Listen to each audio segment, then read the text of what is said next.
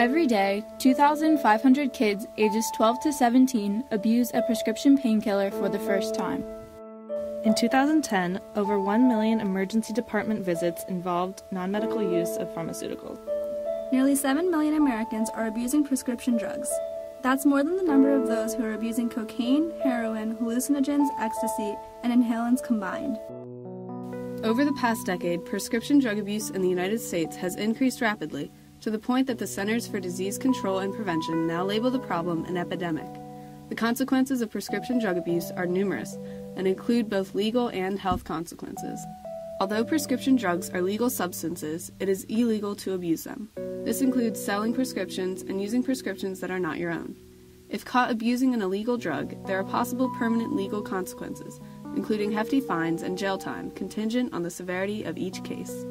Depending on the type, dosage, and combination of drugs taken, prescription drug abuse can be life-threatening.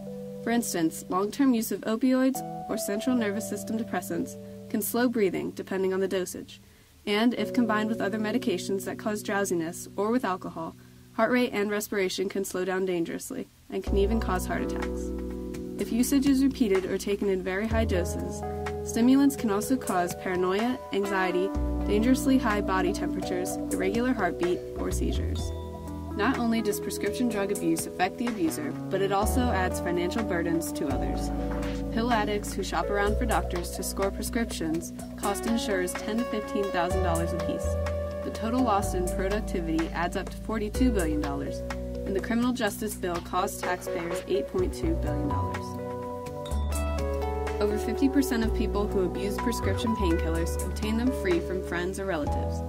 I had a friend that worked for a doctor, and he was, I guess for lack of better words, very loose with writing prescriptions for pain medication. In the end, it simply comes down to doctor misconduct. Doctor shopping is also a commonly sought-out way of obtaining prescription drugs illegally. My name is Todd. I have an MRI and a pharmacy printout. Would it be feasible for me to get in today? Hi, is this pain management? Hi, my name is Todd. Do you think it's possible I could be seen today? Dr. Mike Vaughn discusses a case of doctor shopping, which unfortunately is not an uncommon scenario. One of the patients who came to us requesting medications had seen 40 different physicians in the last 2 months and gotten 1,600 pills of a certain controlled substance. Clearly, prescription drug abuse is a huge problem that must be addressed. The systems currently in place are not doing enough, and we desperately need to implement a better solution. Prescription drug monitoring programs, or PDMPs, are designed to stop the growing problem of prescription drug misuse. They involve a database to be used by pharmacies in order to keep tabs on the amount of drugs that a patient receives. There have been numerous states that have developed their own PDMPs, and many have proven to be very efficient. Although these states have seen a lot of success with PDMPs, there are still many holes in the system allowing abusers to easily obtain prescription drugs. First, e-prescribing, a computer-based method of writing a prescription, is not required. Many doctors have not yet upgraded from pen and paper, which is a system that is much more at risk for tampering or misunderstanding. Another gap in the current system is that the state PDMPs are not a collaborative effort. Each state has a separate database and cannot always easily access information from other states.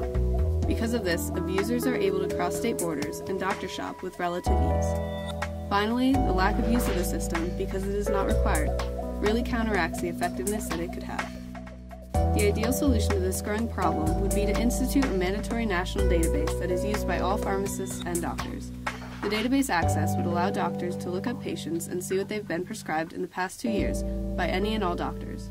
They would be required to input what they are prescribing for the patient and have the prescription sent to the pharmacy via e-prescribing. HIPAA, or Health Insurance Portability Accountability Act, protects one's health information from being shared.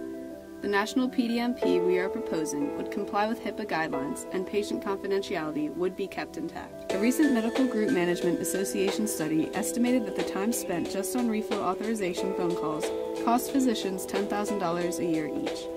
The PDMP would eliminate this cost. With our proposed plan, the program would essentially pay for itself.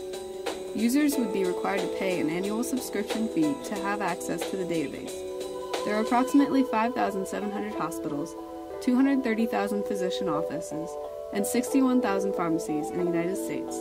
If each of these offices were to pay just $100 per year, we would would have about $30 million to run this database each year. Before Florida implemented its PDMP, it was known as a pill mill. In Broward County, it was nearly impossible to go a few blocks without seeing a pain management clinic. This one actually says, complete pain care, opiate medications. You know you have a real business when the last 10 pages of the local newspaper are dedicated to selling painkillers.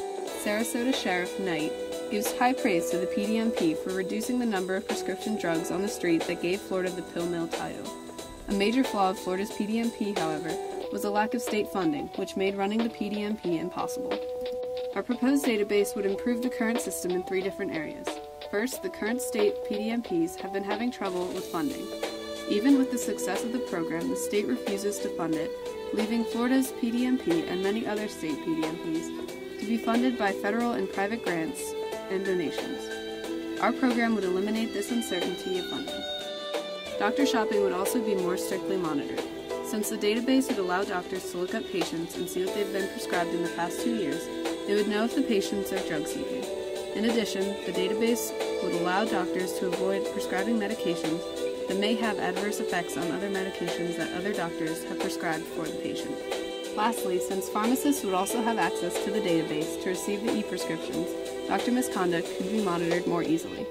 When a pharmacist pulls up a patient file with a prescription, they would be able to see whether a doctor has been over-prescribing. This could also combat prescription tampering, as patients never handle the prescription. It goes straight from the doctor to the pharmacy. Having 2 checks in the system, doctors and pharmacists, makes it very reliable. We've seen great measurable outcomes with the PDMP use right now, and we're hoping that it will only get better in the future as more doctors start to use it.